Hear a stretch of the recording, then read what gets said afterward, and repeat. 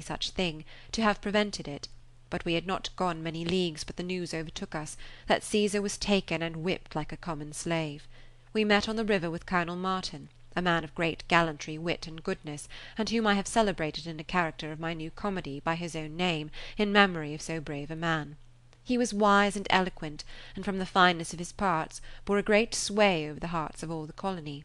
He was a friend to Caesar, and resented this false dealing with him very much. We carried him back to Parham, thinking to have made an accommodation. When he came, the first news we heard was that the governor was dead of a wound Amoinda had given him, but it was not so well.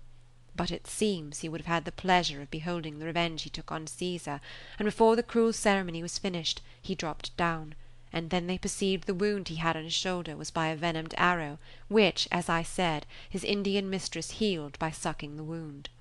We were no sooner arrived but we went up to the plantation to see Caesar, whom we found in a very miserable and unexpressible condition, and I have 1,000 times admired how he lived in so much tormenting pain. We said all things to him that trouble, pity, and good nature could suggest, protesting our innocency of the fact and our abhorrence of such cruelties, making 1,000 professions and services to him, and begging as many pardons for the offenders, till we said so much that he believed we had no hands in his ill treatment.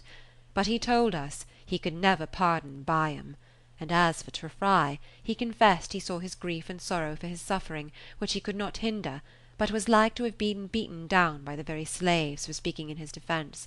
But for Byam, who is their leader, their head, and should by his justice and honour have been an example to 'em,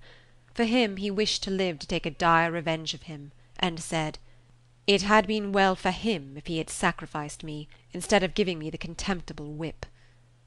He refused to talk much, but begging us to give him our hands, he took them, and protested never to lift up his to do us any harm. He had a great respect for Colonel Martin, and always took his counsel like that of a parent, and assured him he would obey him in anything but his revenge on Byam.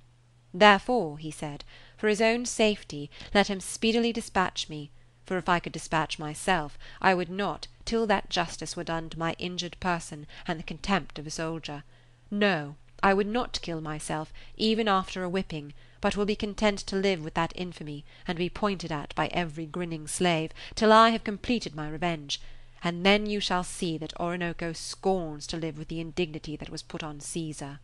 All we could do could get no more words from him, and we took care to have him put immediately into a healing bath, to rid him of his pepper, and ordered a surgeon to anoint him with healing balm, which he suffered, and in some time he began to be able to walk and eat. We failed not to visit him every day, and to that end had him brought to an apartment at Parham. The governor had no sooner recovered, and had heard of the menaces of Caesar, but he called his council, who, not to disgrace them or burlesque the government there, consisted of such notorious villains as Newgate never transported, and possibly originally were such who understood neither the laws of God nor man, and had no sort of principles to make them worthy the names of men, but at the very council table would contradict and fight with one another, and swear so bloodily that 'twas terrible to hear and see 'em. Some of 'em were afterwards hanged when the Dutch took possession of the place, others sent off in chains.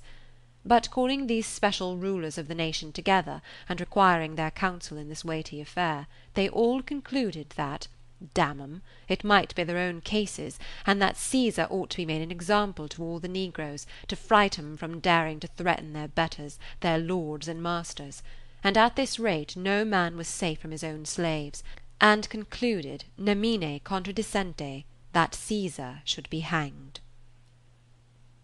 Part 9.